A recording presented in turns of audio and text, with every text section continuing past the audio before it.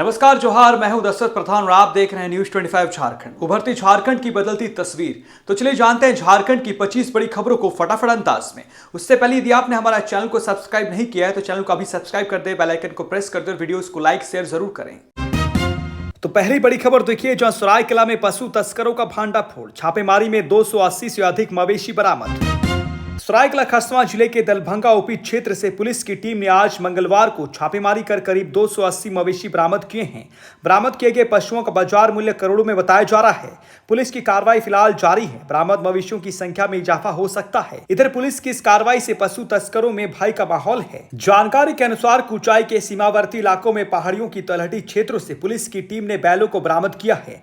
बरामद किए गए सभी बैलों को दलभंगा स्थित सीआरपीएफ कैंप परिसर में रखा गया है। हालांकि छापेमारी में कितने बैलों की बरामदगी हुई है, कितने लोगों को हिरासत में लिया गया है, फिलहाल इसकी कोई आधिकारिक जानकारी सामने नहीं आई है। अक्सर मवेशी लेकर बंगाल आते जाते थे तस्कर। पशु तस्कर जंगली क्षेत्र का सहारा लेकर लगातार पश्चिमी सिंहभूम जिले से सरायकेला खरसावां जिला के कुचाई, रांची जिले के तमाड़ और फिर सरायकेला के चंडेल क्षेत्र से होते हुए बंगाल की ओर अक्सर मवेशी लेकर आते जाते हैं। इसकी शिकायत लगातार पुलिस अधीक्षक को मिल रही थी। गुप्त सूचना के आधार पर ही उक्त कार्रवाई की गई है। अगली बड़ी खबर देखिए, जहां झारखंड हाईकोर्ट ने 6 लोगों की बेरहमी से हत्या की सजायाफ्ता की फांसी की सजा की कन्फर्म। गोगो दास को बड़ा झटका। झारखंड हाईकोर्ट ने अपने ही परिवार के 6 सदस्यों की निर्मम हत्या करने के सजायाफ्ता गोगो दास की अपील और राज्य सरकार की ओर से फांसी की सजा को कंफर्म करने के लिए दायर अपील याचिकाओं पर फैसला सुनाया।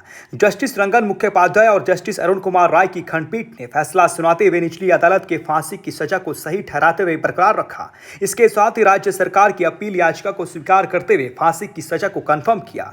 खंडपीठ ने अपीलकर्ता गोगो दास की अपील याचिका खारिज कर दी। 28 नवंबर 2024 को मामले में सुनवाई पूरी होने के बाद खंडपीठ ने अपना फैसला सुरक्षित रख लिया था। बता दें कि अपीलकर्ता गोगो दास की ओर से क्रिमिनल अपील याचिका दायर कर फांसी की सजा को चुनौती दी गई थी। वहीं राज्य सरकार ने फांसी की सजा को कंफर्म करने के लिए क्रिमिनल अपील याचिका दायर की थी। अक्टूबर 2024 में कोडरमा की निचली अदालत ने घटना को रेयरेस्ट ऑफ रेयर बताते हुए आरोपी गोगो दास को अपने ही परिवार के 6 सदस्यों की हत्या मामले में दोषी पाते हुए फांसी की सजा सुनाई थी।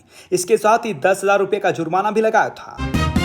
अगली खबर देखिए, जहां पहलगाम अटैक पर पाकिस्तान को थैंक यू कहने वाले नौसाद की अभी और बढ़ेगी मुश्किलें, जांच एजेंसियां खंगाल रही हैं कनेक्शन। पहलगाम आतंकी हमले पर सोशल साइट पर आपत्तिजनक पोस्ट करने वाले बोकारो जिले के बालिडी थाना क्षेत्र के मुकदमपुर स्थित मिल्लत नगर निवासी 31 वर्षीय नौसाद के मामले में जांच एजेंसियां गंभीर है। नौसाद के सभी ठिकानों पर जांच के लिए एजेंसी जा रही है। Bokaro SIT, Jharkhand ATS, IB और टेक्निकल टीम में शामिल अधिकारी अलग अलग जांच कर रहे हैं।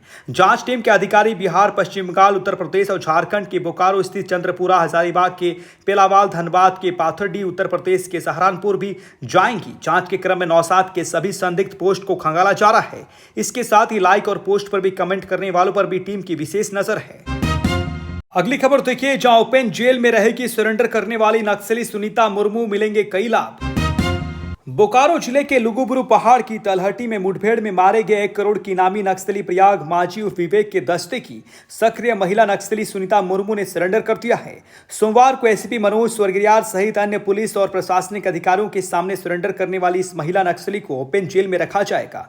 सरेंडर करने के बाद सुनीता मुर्मू को सरेंडर पॉलिसी के तहत सरकार की ओर से सभी लाभ भी प्रदान किए जाएंगे। एसपी स्वर्गियार ने बताया कि सुनीता मुर्मू नक्सली गतिविधियों को छोड़कर समाज की मुख्य धारा में लौटी हैं। सरकार की सरेंडर पॉलिसी के तहत मिलने वाले सारी सुविधाएं उसे दी जाएंगी। साथ ही साथ उसकी सुरक्षा को देखते हुए किसी ओपन जेल में रखा जाएगा। सरेंडर नीति के तहत सुनीता मुर्मू को 3 लाख रुपए, जीविका उपार्जन के लिए जमीन, केस लड़ने के लिए सरकारी वकील, व्यवसाय करने के लिए सरकारी सहयोग के साथ बीमा सहित अन्य सुविधाओं का लाभ भी दिया जाएगा। ये सारी सुविधाएं सुनीता को समाज में रहकर नए सिरे से एक इज्जतदार शहरी की तरह जीवन की शुरुआत करने के लिए दी जाएंगी। एसपी ने बताया कि सुनीता मुर्मू ने पुलिस को बताया कि वो दुमका के शिकारीपाड़ा थाना क्षेत्र के अमरपानी गाँव की रहने वाली है। नक्सलियों ने उसे वर्ष 2017 में झूठ बोलकर और बरगलाकर नक्सली संगठन में शामिल कराया था। कहा गया कि जंगल में कोर्ट चल रहा है, उसमें चलना है। वो उनके साथ चली गई। इसके बाद कभी अपने घर नहीं लौट पाई। घर लौटने के उसके सारे दरवाजे बंद हो गए। पुलिस के डर से जंगल में दस्ते के साथ दिन रात भटकती रहती थी। उसे कई बार लगता था कि वो गलत रास्ते पर चल रही है। वो संगठन के साथ रहकर खाना बनाने से लेकर सभी तरह के काम करती थी। उसने हथियार चलाना भी सीख लिया था। उसके खिलाफ वर्ष 2018 में पहला केस खुकरा थाने में दर्ज हुआ। आर्म्स एक्ट और नक्सली गतिविधियों में शामिल होने के आरोप में गिरिडीह जेल में 3 साल तक बंद रही। अब उसे उम्मीद है कि वो सरेंडर करने के बाद जीवन पटरी पर लौटेगी, वो सामान्य जीवन जी सकेगी। अगली खबर देखिए, जहां केंद्रीय मंत्री शिवराज चौहान से दीपिका पांडे सिंह की मुलाकात, मनरेगा भुगतान और मजदूरी दरों पर चर्चा। झारखंड सरकार के ग्रामीण विकास एवं पंचायती राज मंत्री और महागामा विधायक ने आज दिल्ली में केंद्रीय कृषि एवं ग्रामीण विकास मंत्री शिवराज सिंह चौहान से शिष्टाचार भेंट की। इस दौरान राज्य से जुड़े कई अहम विकासात्मक मुद्दों पर विस्तार से चर्चा हुई।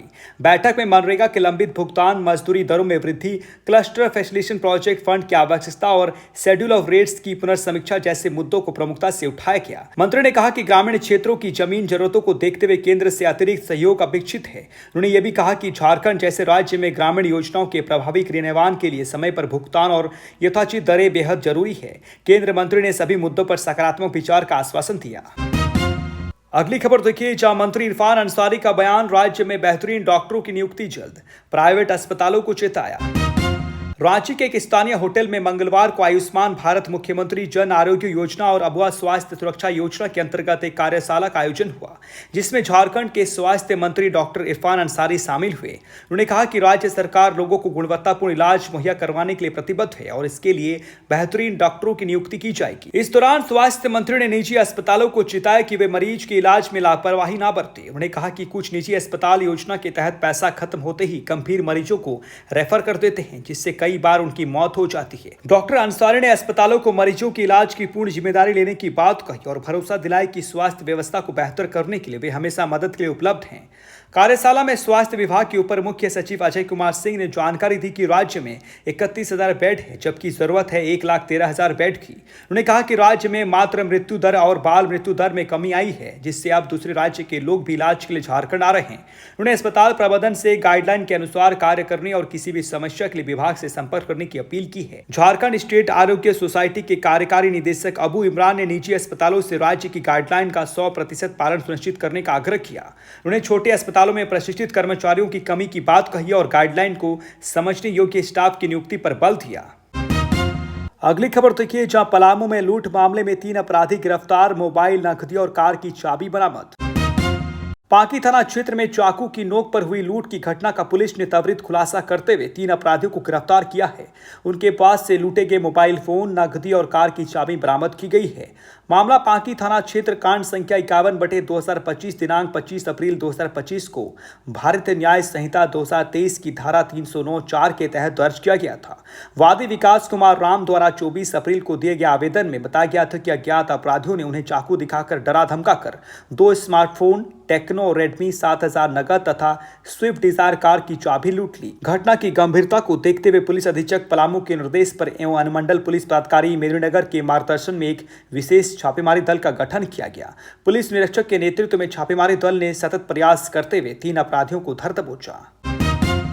अगली खबर देखिए, जहां सरायकेला खरसावां के ऐतिहासिक दिन अक्षय तृतीया पर शुरू होगा प्रभु जगन्नाथ का रथ निर्माण कार्य। सरायकेला में एक ऐतिहासिक दिन की शुरुआत होने जा रही है। कल यानी 30 अप्रैल को अक्षय तृतीया के पावन अवसर पर महाप्रभु जगन्नाथ के रथ निर्माण कार्य का शुभारंभ होगा।